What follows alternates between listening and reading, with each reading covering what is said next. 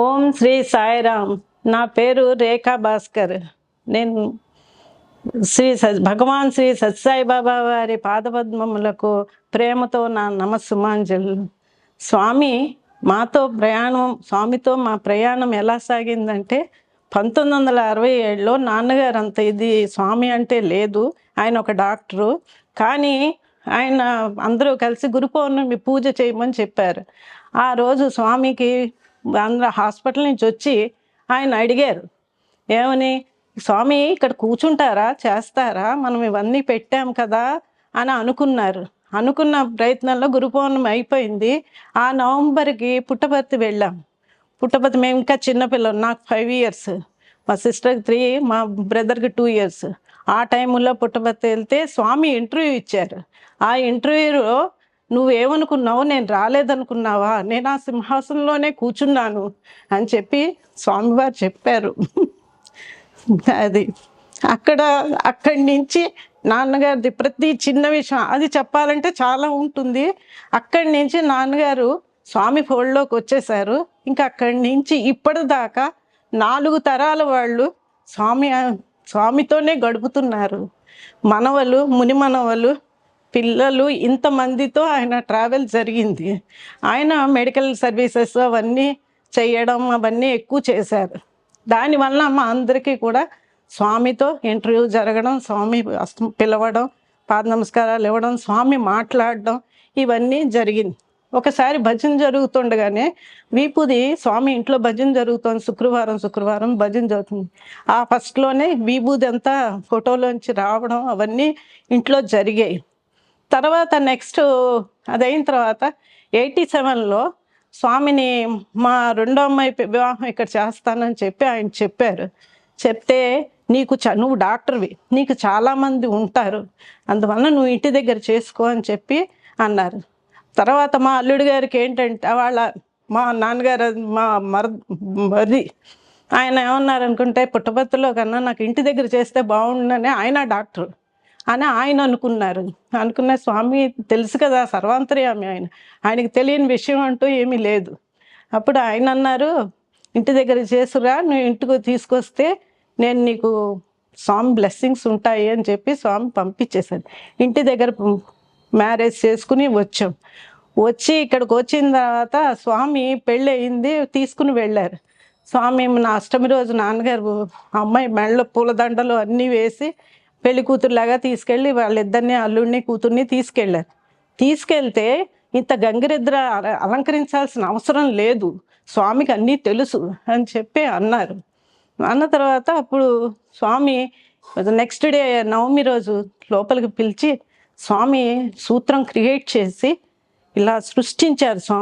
సృష్టించి అది దాంతో ఎలా పచ్చటి పసుపు తాడు, అప్పుడే తడిపిన ముద్ద పసుపుతో ఉన్న పసుపు తాడిని, సూత్రాన్ని క్రియేట్ చేసి స్వామి మంత్రాలు చదివి ఆ ఇంటర్వ్యూ రూమ్లో ఆ అమ్మాయి మెడలో అతని చేత తాళి కట్టించి స్వామి మళ్ళీ స్వయంగా మంత్రాలు చదివారు.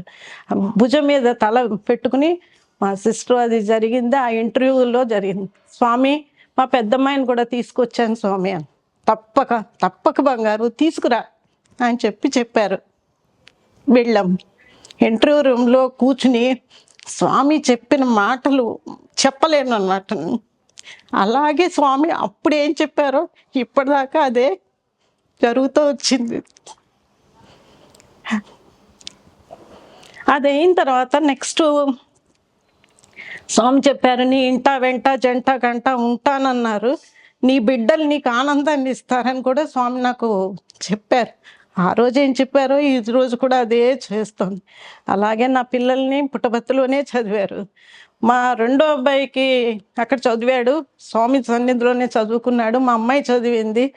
అప్పుడు స్వామి ఏమన్నారంటే, స్వామికి అస్తమాటు లెటర్స్ రాసేదాన్ని, స్వామి మీ సన్నిధిలో నాకు ఒక కార్యక్రమం జరగాలి అని చెప్పేసి నేను స్వామిని రోజు లెటర్ రాయడం, వారానికి ఒక రిజిస్టర్ పోస్టు ఇలా చేస్తూ వస్తే స్వామి 2000లో సడన్గా ఏమని అనౌన్స్ చేశారంటే, నేను నా పిల్లలందరికీ నేను ఉపనయనాలు చేస్తాను అని చేత మీరు అందరూ చేసుకొని నేమ్స్ ఇవ్వండి అని అడిగారు. సరే అయితే నేమ్స్ ఇచ్చాను. నాకు ఇంకా వాడికి అన్నయ్య ఉన్నాడు, మరి పెద్దవాడికి చేయకుండా చిన్నవాడికి ఎలాగా అన్న భయం వేసింది. కానీ స్వామి దానికి కూడా అనౌన్స్ చేయించారు. ఏమనంటే ఏంటి, తల్లి చేసే యోగ్యత ఉంది, అదేంటి ఉపనయనం తల్లి కూడా చెయ్యొచ్చు అని చెప్పి అనౌన్స్ చేయించారు స్వామి ఆ రోజు. అలాంటి అవకాశం నాన్నగారు నేను కూర్చుని వాడికి ఉపనయనం చేసే అవకాశం నాకు స్వామి ఆ రోజు కల్పించారు. ఆ తర్వాత భయం వేసింది, స్వామి నేనేంటి అని. నెక్స్ట్ మీరు కనుక వాడిని పిలిచి వాడికి పాద నమస్కారాలు ఇచ్చి అన్నీ చేసినట్టయితే నేను చేసింది తప్పు కాదనుకుంటాను, లేకపోతే నాకు భయం వేస్తుంది అనుకున్నా. స్వామి అదే రోజు మార్నింగ్ పిలిచి స్వామి పాద నమస్కారాలు ఇచ్చి ఏమీ కాదు అమ్మని ధైర్యంగా ఉండమని చెప్పి స్వామి బ్లెస్ చేశారు అబ్బాయిని. ఇలా చెప్తూ వెళ్తే చాలా ఉన్నాయి. అలా మా ఇంట్లో అక్కడి నుంచి నిత్యం జరుగుతూ వచ్చింది. పిల్లల హెల్త్లు బాగుండకపోయినా ఏం బాగుండకపోయినా ఇంట వెంట జంట ఉండి పెద్ద పెద్ద ఇష్యూస్ వచ్చినా కానీ స్వామి ఒక్కొక్క దాంట్లోంచి దాటించుకుంటూ మమ్మల్ని ఇంతవరకు తీసుకొచ్చారు. అలాగే ఈరోజు కూడా మాకు చెప్పాలంటే అందరూ స్వామి సన్నిధిలో, స్వామి సేవలో, స్వామి మెడికల్ ఫీల్డ్లో ఇలా జరుగుతూ వచ్చింది. అలాగే స్వామి ఈ జపమాలను ఇచ్చి అమ్మని ఉంచుకుని జాగ్రత్తగా చేసుకోమని చెప్పు, నామం చేసుకోమని చెప్పు. ఫస్ట్లో నాకు కూడా నామం చేసుకో అని స్వామి చెప్పారు. నామం ఎక్కువగా చెయ్యి అన్నారు. ఈరోజు దాకా ఎలా వచ్చినా, ఎన్ని బాధలు వచ్చినా, ఎంత వచ్చినా స్వామి దయ వల్ల ఆయనే ఎక్కడికక్కడ తీసుకుని స్వామి ఈరోజు స్వామితో కూడా భౌతికంగా కూడా నడిచి చేసి పాద నమస్కారాలు తీసుకుంటూ గడిపిన మేము స్వామి ఇప్పుడు భౌతికంగా లేకపోయినా అంతకంటా మనకి ఆధ్యాత్మికంగా మన దగ్గరికి ఇంకా ఎక్కువ వచ్చారని నాకు ఇప్పుడు అనిపిస్తుంది. మనం ఏదైనా ఒక సంకల్పం అనుకుని స్వామి దగ్గర నుంచుని స్వామి ఇలా ఉంది ఏం చెయ్యాలి అని అనుకోగానే స్వామి దానికి తగ్గట్టుగా మనకి వెంటనే ఇమీడియట్గా దానికి ఏదో ఒక మార్గం, ఒక సూచన ఇప్పుడు ఇంకా ఎక్కువ ఇస్తున్నారని నేను అనుకుంటున్నాను. ఈ స్వామిది చెప్పునా. అలాగే నా చిన్న కూతురు వివాహం విషయంలో వెళ్ళి అది ఎంఎస్సీ అయిపోయింది. స్వామి ఇంటికి తీసుకెళ్తున్నాను, నాకు భయం వేస్తుంది, ఏం చేయాలి అన్నాను. నేను ఎక్కడో కూర్చున్నాను, అది అనంతపూర్లో చదివి వచ్చి అక్కడ కూర్చుంది. నాకు తెలియకుండా అక్కడ ఖాళీగా ఉంది, వెళ్ళి కూర్చోండి అని ఎవరో సేవాదళ వాళ్ళు వచ్చి నన్ను పిలిచి అక్కడ కూర్చోపెట్టాను. ఇందులో స్వామి వచ్చేసారు కదా అని చెప్పి నేను గమ్ముని ఇలా అయితే స్వామి వచ్చి బ్లెస్ చేసేటమ్మక నా కూతురు నా పక్కనే ఉంది. దాన్ని నన్ను ఇద్దరిని బ్లెస్ చేసి ఇంటికి వెళ్ళు ఆనందంగా చేసుకో అన్నీను అన్నారు స్వామి.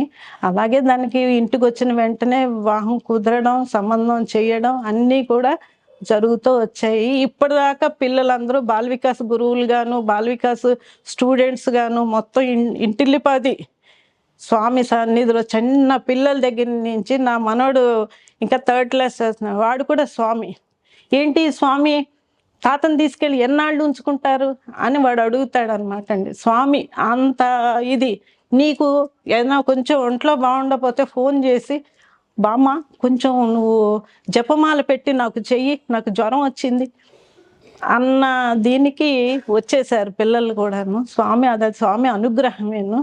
ఇంటిల్లి మాది మెడికల్ సర్వీస్, మొబైల్ మెడికల్ సర్వీసులు అవన్నీ కూడా పిల్లలు అందరూ. ఇప్పుడు ఈ పాప కూడా MD జనరల్ మెడిసిన్ చేస్తుంది. ఇది కూడా మొబైల్ అవ్వగానే MBBS అవ్వగానే మొబైల్ సర్వీస్కి తీసుకెళ్ళడం జరిగింది. మొత్తం పిల్లలందరూ.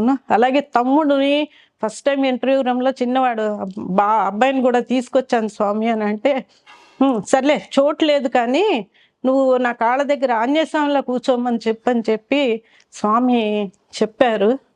అవన్నీ ఆ ఫోటోలు అవన్నీ స్వామితో ఎక్కడికక్కడ మనకి జరగడం సాగింది. ఇంకా మీ టైం.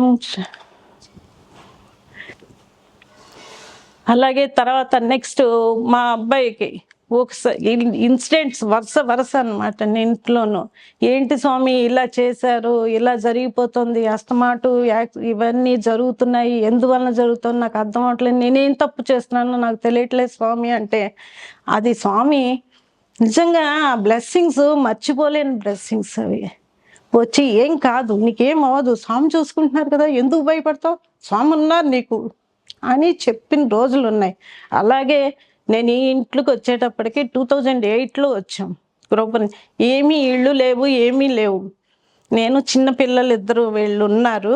వస్తే తలుపులన్నీ వేసి పడుతున్నా. స్వామి నాకు ఇంట్లో ఉండాలంటే భయమేస్తోంది. ఏమీ లేవు ఎలాగా అంటే, స్వామి లోపలికొచ్చి సరిగ్గా ఈ గోడ పక్కనే అక్కడ నుంచుని స్వామి రాలేదు. ఫస్ట్ మా అంకుల్ నాలాగా వస్తే నేను తలుపులన్నీ వేసున్నాయి కదా, ఎలా వచ్చారు అని అడిగితే నాకు తలుపులు వెంటనే స్వామి తలుపులు వేస్తే నాకేమైనా నేను వచ్చి రాగలను, నాకు వచ్చు అని చెప్పి స్వామి ధైర్యం చెప్పి అక్కడ పాద నమస్కారాలు ఇచ్చి అక్కడ చేసి నాకు ధైర్యం ఇచ్చారు. 2008 నుంచి నాకు ఇంకా ఆ ఫియర్ పోయింది.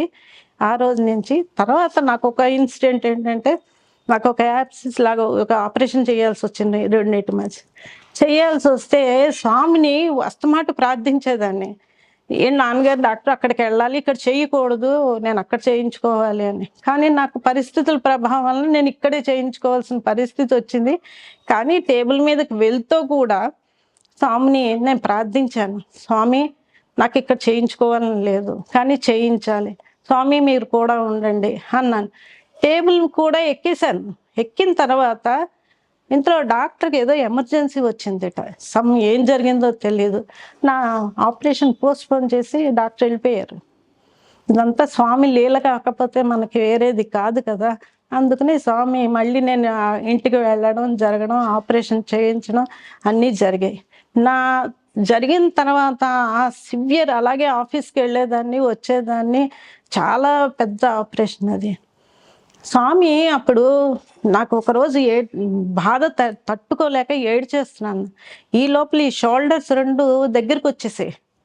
మన ఇలా ఫ్రీగా ఉండాల్సిన షోల్డర్స్ 2 ఇలా అయిపోతే ఆ టైంలో స్వామి ఇంకా తట్టుకోలేక ఏడ్చేసి వెళ్ళి పడుకోగానే స్వామి వచ్చారు. స్వామి వచ్చి నా ఒళ్ళంతా విభూతి సృష్టించి ఆ ఫీల్ ఇప్పటికి కూడా నాకు తగ్గలేదు.